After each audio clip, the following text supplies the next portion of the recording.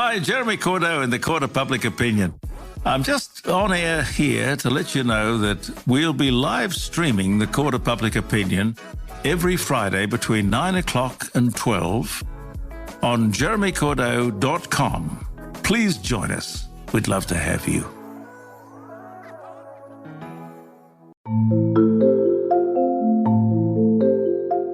Dr. Travis Brown, what is This Medical Life all about? This is the pursuit of knowledge as we learn about diseases from the ancient times to the present day. These are the stories of medicine.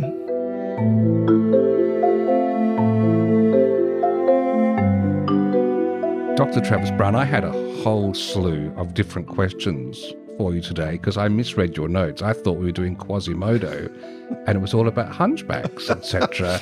And it's not, it's Hashimoto. It is Hashimoto and Graves' disease, so hopefully it hasn't thrown you too much in a spin. No, you haven't got any palpitations or hot flushes or anything. You're all good? I so far, so good.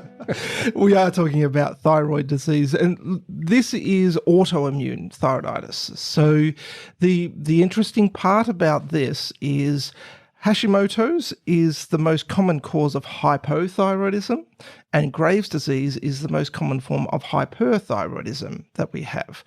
Now, the amazing thing about this is it's kind of a modern disease, and the reason why it's modern is because we didn't know about hormones and being able to test them until very recently. In fact, one of the stories that you come across when you start looking at the history of this is there was a guy, a Dr. George Murray, who in 1891 they put this as an importance of thyroxine, which is one of the medications or one of the hormones that they take to replace it. Mm-hmm. And he was a Newcastle doctor, and he took a sheep's thyroid extract and injected it into a patient who had a supposedly underactive thyroid and got good results from it. But the whole thing behind that is we didn't know what it was doing at that time. We wouldn't have known what was being injected. This was probably just a doctor doing some weird experiments. Yeah, it sounds like a potluck dinner. And it worked, and that's credited as saying, well, that's how we found out about thyroxine. It's like, yeah, we did, but that's a really unusual way. They would have had no idea what they were doing at that point in time. And then looking at it, the TSH, our thyroid stimulating hormone, that wasn't found until 1926. And when we look at free T3 and free T4, the tests that we would recognize today weren't really developed into the 1960s and then sort of refined in the 70s and 80s. So we're talking about something that's less than 50 or 60 years, of which almost as a routine, doctors will test patients just as a standard test. Wow. Before we go any further, hormones only being recently discovered. So was it birds and bees written in the medical books prior to that? Look, it would have been, and this is a hard thing. Anyone who's studied medicine knows that hormones can actually be quite a confusing area because it is like often small organs or smaller organs that have such a systemic effect. And this is why when we're talking about the thyroid or pituitary, again, finding these really critical areas.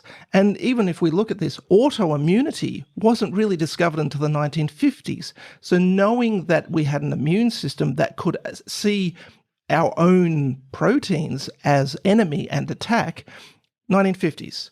And so when we look at this, we're seeing that our evolution of understanding is recent in this. And so when we talk about Graves' disease, we're talking about being discovered a few hundred years ago, but it's a constellation of symptoms that they're recognizing and that we attach significance to today. And the same for Hashimoto's disease, or it's a little bit different. He did actually look at the histology and said this is like other autoimmune diseases, not recognizing that that's what they were at the time. See. And so if we look back at Robert Graves, he was an Irish physician. Now, he was born at the end of the 18th century. Now, he is one of these people that you go, he won every academic award growing up. He graduated medicine in 1818. He went to Europe. He went through England, Germany, Austria, and France, learning, clearly picking up all teaching methods. And then he brought that home to Dublin. And so he ended up doing these amazing teaching ward rounds, bringing that across. So clearly they were doing that in Europe at some point in time. We've certainly picked up on this celebrity era of the surgeons and the doctors with the ward rounds, etc. That's right. Yeah, and it would have been quite a sort of sight to see literally someone walking through with an entourage of people. Yes, the precursor to Grey's Anatomy. Right, and then he had this daily clinic which was attended by more than 100 students at the time, and so look, demand would have been through the roof anyway, but he was seen as an academic teacher and a clinical pioneer in his way. And there was an interesting story about him. At the time, it was believed that if you had a fever, you will have heard the phrase starve fever. Yes. Well, this was at that time that that the common medical understanding was starve fever. Now, he believed that this was wrong, and he thought people who had a fever needed fresh air and they needed food and increased food and consumption. And his request for his epitaph, which is Robert Graves, which is a bit mixing all everything there, was he wanted to have on his epitaph, "He fed fevers." So clearly this is wow, notorious almost. And so he didn't mind bucking the common thinking of the time. But the reason we've come to know him is Graves' disease. And he did a series of lectures in 1834, and he called it newly observed affection of the thyroid gland in females. So in this lecture series, he discussed 3 women who had violent palpitations, enlarged thyroids, and apparent enlargement of the eyeballs. Now, we call that exophthalmos these days, and what it is an accumulation of tissue behind the eye that sort of makes the eye protrude out. And so it's actually quite a prominent eye appearance, and we call that exophthalmos. And so this was a classic symptom or sort of constellation of symptoms that we know as Graves' disease. Now, this was also noted in 1840 by a German physician who's known as Karl Adolf von Basdow, and he recognized that patients who had a goiter also had palpitations and had this exophthalmos. He called it the Marsburg triad. And so these days it can actually, in Europe, they actually know this as Basdow's disease. Right. And so it can actually be Graves-Basedow disease. And again, this is 100 years before we understood the mechanism behind this disease, but these people had this disease. This brings us to Hashimoto's disease, and this was recognized by Hakaru Hashimoto. Now, he joined the department of the Kyoto Imperial University. Now, this is in early 1900s. Okay. And he encountered and ended up writing about an article. It was about 30 pages. It was in German. And he wrote this newly discovered disease, and he called it Strum lymphomatosa. And he saw the histology of 4 patients. They were middle-aged women who had had thyroidectomies done. And he looked at the microscopic slides, and he saw these changes that were similar. And if we look down the microscope today, effectively you've got these little, what we call, it's colloid, you've got follicles, and what you have is a whole bunch of inflammation coming in, and it's disrupting this normal architecture of the thyroid. And he said this was similar to a so-called disease called Milkulic's disease, which we would recognize today as a Sjögren syndrome, which affects the eyes and mouth, sort of the salivary glands. You get inflammation there, you get dry eyes and dry mouth. And so he recognized that histology was similar. And so these days, we recognize this now as Hashimoto's disease.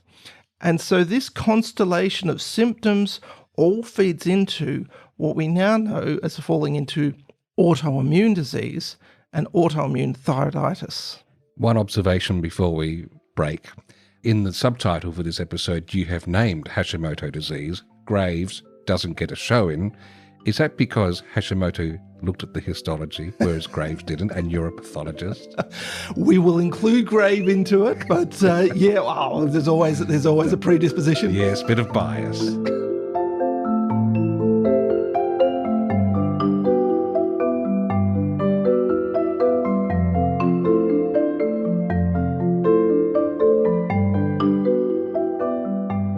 Dr. Damon Langus is an immunologist and head of the immunology department at Sullivan Nicolaides Pathology. He has particular expertise in the investigation of autoimmune disease, allergy, and immune deficiency. Dr. Langus gained his medical qualifications at Auckland Medical School, New Zealand, and trained in rheumatology and immunology in Perth and Brisbane. He has fellowships and memberships of the Australian Rheumatology Association, the Australasian Society of Clinical Immunology, the Federation of Clinical Immunology Societies, the Royal College of Pathologists of Australasia, and the Royal Australasian College of Physicians. Dr. Langus is widely published and a returning guest here for This Medical Life. Welcome back, Damon. Thanks very much. I'd like to start by just understanding the natural history of untreated Hashimoto disease. So the thyroid hormone is a curious thing. So too much or too little is bad. It's kind of like a good old-fashioned snake oil. It's a tonic that keeps you well, but it actually works. And you just need the right level. And our bodies sense that. There's a feedback loop between the pituitary and the thyroid. So in other words, it just keeps things ticking along. So it keeps lots of your tissues healthy. But as that fails, your muscles get weaker, your bowels get slower, you feel the cold more, so you actually lose your body temperature to some degree, your eyesight changes, and your nails stop growing as well, and eventually you can become comatose. Now, obviously, these days that's very unlikely because usually people might do some blood tests on you. But in the old-fashioned days, maybe prior to modern medicine, people would die of hypothyroidism. And hypothyroidism probably has increased in prevalence a considerable degree, but it's really hard to know because we didn't really have tests for it. Back then, people used to die of dropsy and edema. And, if you look at the causes of death in the 1800s, it was a vague guess as to actually what disease they might have had. Heart failure, of course, also is a common cause of death. And if your thyroid stops working, thyroid hormone has a tonic effect on the heart. It codes for a strong version of actin, which is one of the muscle proteins in the heart. So if you don't have enough of it, your heart just gets slowly weaker and weaker and weaker. Now, this is not a speedy action. This happens over years and years and years. But you do see people still, I've seen people in my rheumatology training who presented with muscle weakness, and their CK was about 2000, so quite elevated, muscle enzyme is quite elevated, and their TSH was about 45, so hugely elevated, and they're profoundly hypothyroid, and clearly had that been that way for a while, but they just kind of tolerated it, and they probably those people, you just mustn't grumble, don't complain, just keep going. It's probably getting a bit hard to get to work and took you quite a while to walk there, but you can present with quite severe disease in some people. Now that we know the prevalence previously, what is the prevalence now with regards to Hashimoto's disease? Well, it depends which population you look at, but overall, and women much more than men. So there's no point looking at an overall percentage, but men only say like 1% across all ages, but women more than 10%. So this is compared to every other autoimmune disease, this is out of the ballpark common. It's not well published, but in patients that I've seen, you do get this sort of generation potentiation. So in other words, it's if your mum had hypothyroidism, Hashimoto's disease, you're probably more likely to get a younger age than she is. And so there is not it's not ridiculously rare in the 20s to see women who are hypothyroid from Hashimoto's, probably at a sort of rate of 1 to 2%. It may be too high, but that rate, but this disease is very frequent. And yes, much more frequent in women, 10 to 1, and obviously increases as you age. it's a slow burner disease. It's not an autoimmune disease that you wake up the next day and you're really unwell. Is there any other risk factors we're aware of? Genes, and almost certainly things that modify the genes. And the genes are and what's called an ancestral haplotype. So that's a set of genes encoded on the human locus, and they are the tissue type genes, people would know them as. And there's an ancestral haplotype called A1B8DR3DQ2. I don't expect anyone to remember that unless you're an immunology nerd, but it's present in about 60 to 70% of Scandinavian people. Now, if you didn't know, nearly every single European is Scandinavian, because the Scandinavians, otherwise known as the Vikings, were pretty good at spreading themselves around. Right. And there's a fair bit of, let's say, involuntary conjoining. Right. But we're talking through from the 700s through to the 1600s. So the original White Russians, the Rus, they were Scandinavians. The Normans were 100% Scandinavian. And of course, the Normans conquered Britain in 1066, and they pretty much replaced most of the other genetics with their genetics. So a large number of Europeans carry that haplotype. And so that gives you a risk of autoimmune disease. Now, it doesn't exist to give you autoimmune disease. It exists to protect you in your first year of life. And it increases the chance that you don't die in that first year of life from infection. And it's quite powerful. So in some places in Sweden, there are towns where almost 100% of people are homozygous for that tissue type. I am going to rewatch Game of Thrones with a whole new understanding. I think you need to read about Lindisfarne. You know, that was the second holiest place in Christendom, except the Vikings kind of like going there and slaughtering people. And I think the last time they went, they disemboweled the bishop, hung him upside down on a crucifix, and burnt the church down. Yes. Okay, well, there's breakfast. Thank you. Well, okay. Well, now, aside from that fact, bringing it back to Hashimoto's disease and the risk factors and everything, when a patient actually is sitting in front of someone, a GP, when do you recommend to consider thyroid antibodies as a test? Well, I think when they have clinical signs of hypothyroidism, no other time.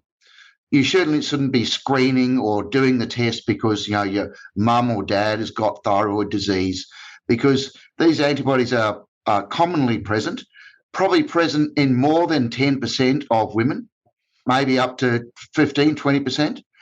And you've got no idea how long they're going to be thyroid normal for. So they could have a normal TSH for 10 years. And you don't really want people to have to come back and have a blood test every year and worry about becoming hypothyroid, of course, and that's probably more of a concern. Mm-hmm. And they should have a test when they have symptoms suggestive of hypothyroidism. Mm-hmm. So now we're talking about, for those who are unfamiliar, the antibodies, which is TG and TPO, specifically for Hashimoto's disease. How sensitive and specific for Hashimoto's disease are these antibody tests? So about 10 to 15% of people with Hashimoto's don't have any antibodies, but that's from quite old data.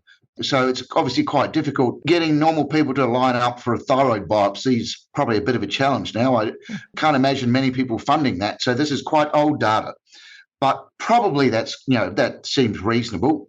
And most people, 85% of people will have TPO antibodies. And some people have thyroglobulin, TG antibodies. There are a few patients, maybe 5% of patients, that do not have TPO antibodies, but who have TG antibodies. But the vast majority of people you are going to detect by doing their TPO, thyroid peroxidase antibodies. So you can test negative for the antibodies and still have Hashimoto's disease? Exactly, about 10 to 15%. So the specificity, one, is not very high. So in other words, if you took 1,000 normal people, 50% women, 50% men, it's going to be way more specific in men than women, because, of course, the disease is much rarer in men. And, of course, at the time, unless you do a biopsy, it's hard to work out the true sensitivity and specificity. Because what we look at is say, okay, look, your TSH is in the normal range, therefore you don't really have Hashimoto's. But in fact, if we did a biopsy, you might well see infiltration of the thyroid with immune cells. So it's actually quite difficult to work out. But having TPO antibodies and having a high TSH pretty much guarantees the fact that you're going to have Hashimoto's thyroiditis. Let's say we know a patient actually has Hashimoto's disease and long-standing or even short-standing, just depend. Is there any complications or risk factors or anything that the GP should know about that this patient has with Hashimoto's disease?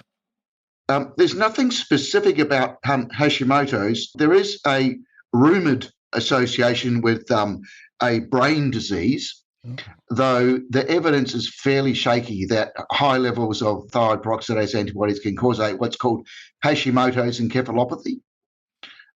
We don't really know whether that's true or not. There's a lot of debate. If it is, it's an exceedingly rare disorder, and neurologically people argue back and forth. There are probably more people who are expert in the area who say, no, it's not a real disease, than those who do. Most of the complications are not directly related to Hashimoto's, but they are related to being hypothyroid. So it doesn't really matter why you are hypothyroid, it's the hypothyroidism. So whether you've had your thyroid removed, or you've got we're next to Chernobyl, you had your thyroid radiation, those kind of things. It doesn't really matter why your thyroid isn't functioning. The side effects really are the fact that you don't have enough thyroid hormone. And when someone has Hashimoto's disease, what other autoimmune diseases are associated with this condition? So there are a disorder termed loosely polyglandular endocrinopathy type 2. And so those diseases are alopecia, celiac disease, chronic spontaneous urticaria, type 1 diabetes, and vitiligo, as well as Addison's disease. So very unlikely that you get all of them.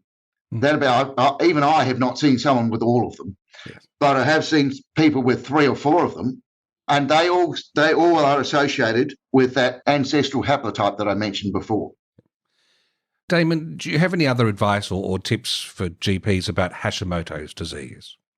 Not specifically. I think what is of interest is Hashimoto was a Japanese doctor who went to Germany pre-World War II and diagnosed this basically by doing histopathology. When the war came along, he went home to Japan and he became a general practitioner. I meant to ask Travis earlier because he wrote his paper in German. Now that actually explains all of that. Damon, like the Vikings of old that we referenced earlier, let's decamp and we'll move to new territory after the break, coming back to look at Graves' disease. Excellent.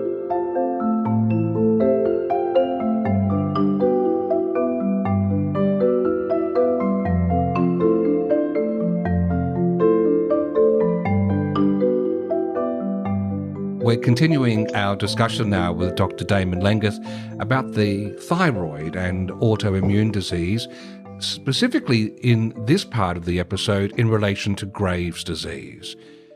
Damon, if a patient has hyperthyroidism, what's the likelihood that it's actually due to Graves' disease?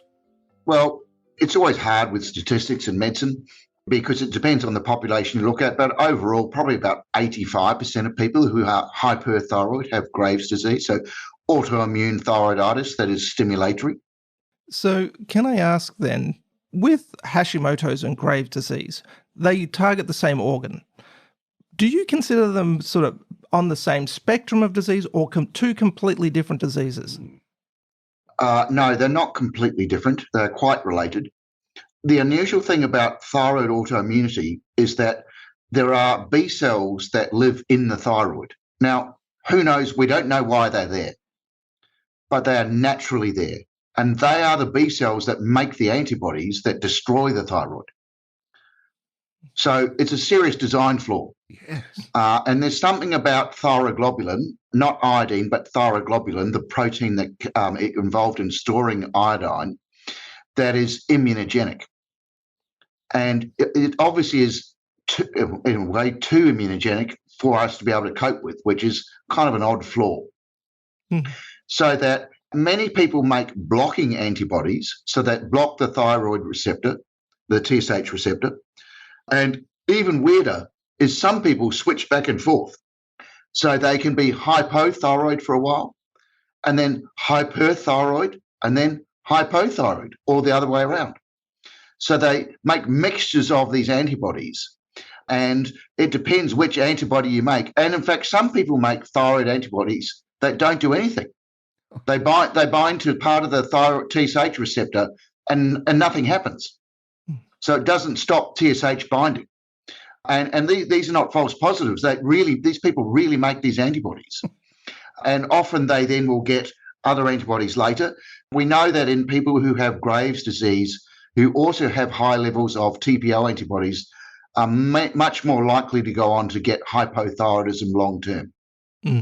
Now, looking at, is the pathogenesis the same as Graves' disease as Hashimoto's? Yeah, essentially. Okay. Any different risk factors? No, it's smoking is a big risk factor for hyperthyroidism, and it's also a risk factor for a rare complication, thyroid eye disease, which is where the ocular muscles essentially receive a growth factor from TSH receptor antibodies. Now, we don't really know why that is, and it's not that well understood. It doesn't correlate with the degree of hyperthyroidism. So most people with thyroid eye disease don't have severe hyperthyroidism. It's controlled, but they have high levels of TSH receptor antibodies. And that disease can be blinding, and sometimes they need treatments like orbital decompression, otherwise known as sort of breaking bones in your eye, around your eyes, so your eyeballs don't get squeezed out of your head. Radiotherapy to the orbits, or sometimes people like me giving you medications. Can I ask the distinction between hyperthyroidism and thyrotoxicosis, though? They're the same term. People use the thyrotoxicosis can be used in a couple of different ways with other terms, but they are essentially the same. Right.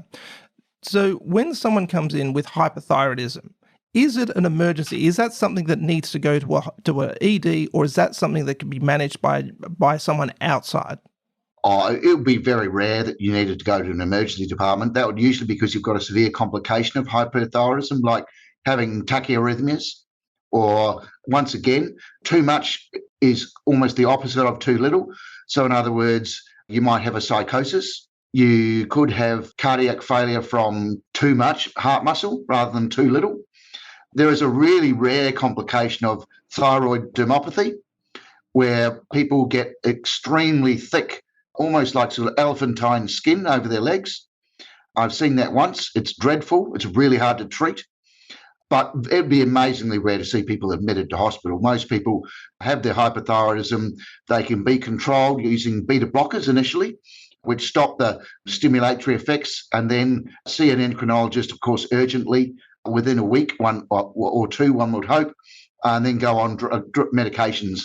If not, their GP could consult a endocrinologist by this wonderful thing we have now called the telephone, or by telehealth, and arrange treatment. You know, especially for thinking of my own state, living in Queensland, lots of people live several thousand kilometres away from the nearest specialist.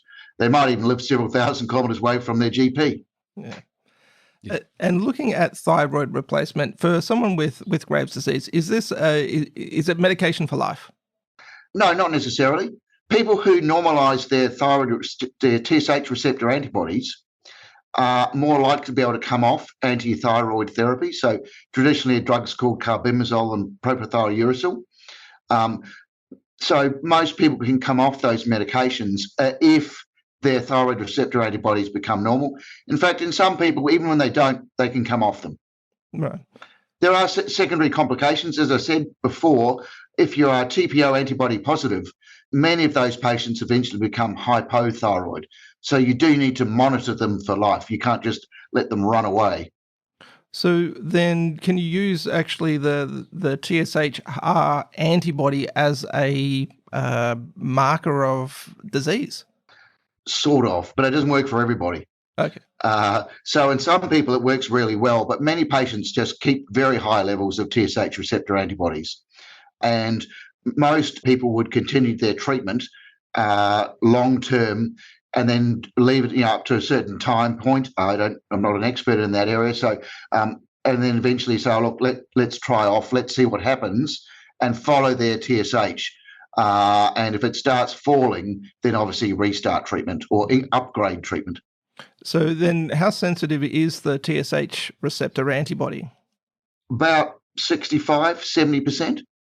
We now have other antibodies called thyroid stimulating antibodies. Now, they're just a different name for a different kind of target, which is they're similar. So if you use both of them, you probably get about 90, 95% sensitivity. And they're pretty specific. You rarely see these, because of the nature of the tests, you rarely see them in people who don't have disease. Mm. And is there any associated diseases with Graves' disease that these patients, the doctor should be aware of? Similar to the diseases associated with hypothyroidism, really. Just that Graves' disease is relatively rare quite rare compared to Hashimoto's disease. Mm. Damon, you've taken us through quite a comprehensive sweep of this, but I've got to ask, any final advice for GPs? Well, once again, because I love my history of medicine, Yes. Robert Graves, he was the founder of the Irish Medical Journal. When he died, he donated a large library. He also wrote a book, I can't remember, on the history of the Roman Empire, which was a seminal text at the time. So he was quite an underachiever. Wow. So you've taken us from Vikings to the ancient Romans. Thank you for the historical, epic proportions of this episode. Dr. Damon Langer, thanks for joining This Medical Life. You're welcome.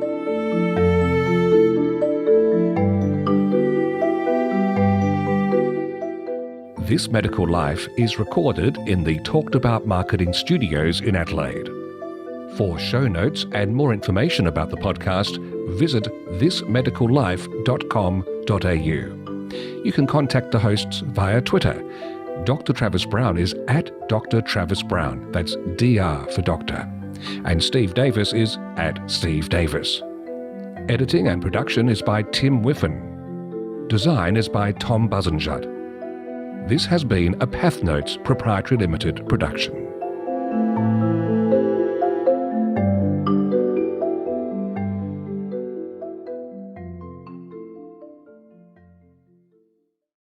Hi, Jeremy Cordeaux in the Court of Public Opinion. I'm just on air here to let you know that we'll be live streaming the Court of Public Opinion every Friday between 9 o'clock and 12 on jeremycordeaux.com. Please join us. We'd love to have you.